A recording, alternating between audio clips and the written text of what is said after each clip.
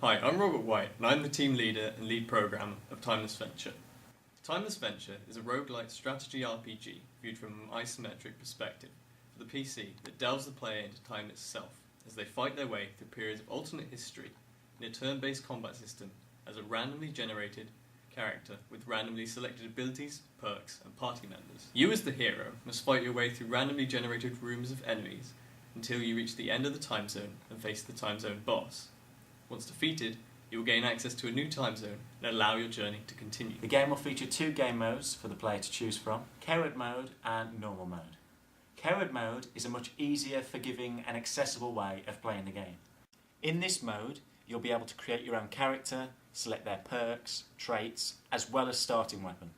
As well as this, enemies will be easier, loot will be more frequent, and costs for new weapons, items and recruiting new party members will be significantly lower.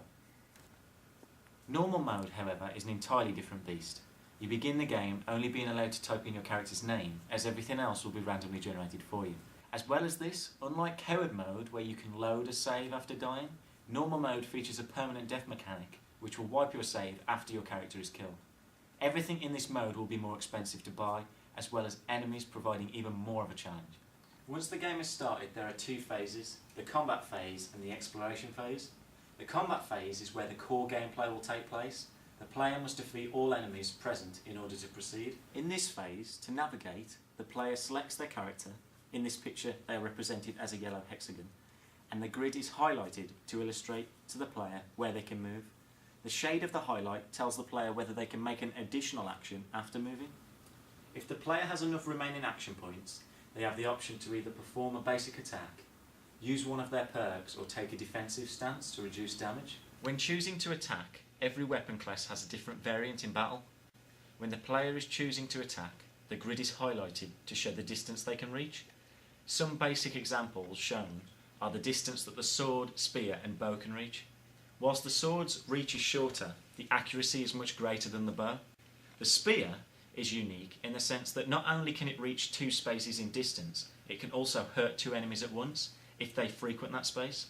This has further depth to the combat, with the enemy furthest back receiving less damage, due to the enemy at the front receiving the brunt of the attack. In regards to the exploration phase, the player has complete freedom to navigate where they want in the area.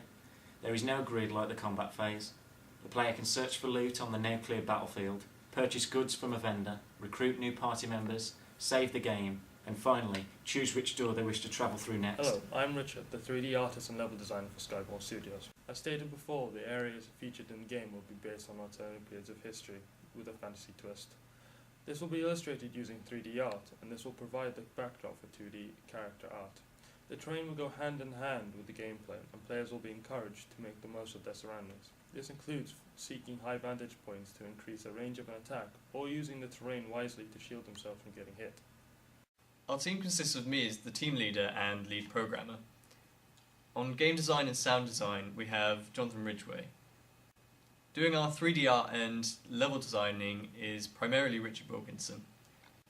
And we also have Joshua Watts as our 2D artist and animator.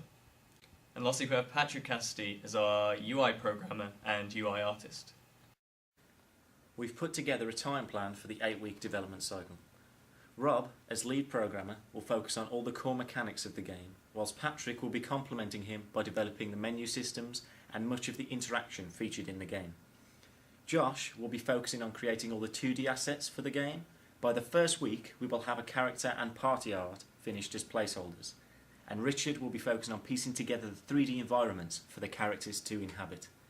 We've made sure to include time to test and tweak the game, as the combat system will require a high attention to detail to ensure the best experience for the player. In regards to the target audience, the game will be suitable for ages 7+, as it will only feature fantasy violence. However, based on the difficulty, we'd recommend it for 12+. The unique selling point of Timeless Venture is that every new game will be an entirely new experience. Due to the randomly generated environments, paths, enemies, and potentially the character, each playthrough will provide its own unique feel. This will really appeal to the core gamer of this genre. It also separates itself from games of its genre by allowing the additional game mode to be picked. It's been designed to broaden its reach to other gamers.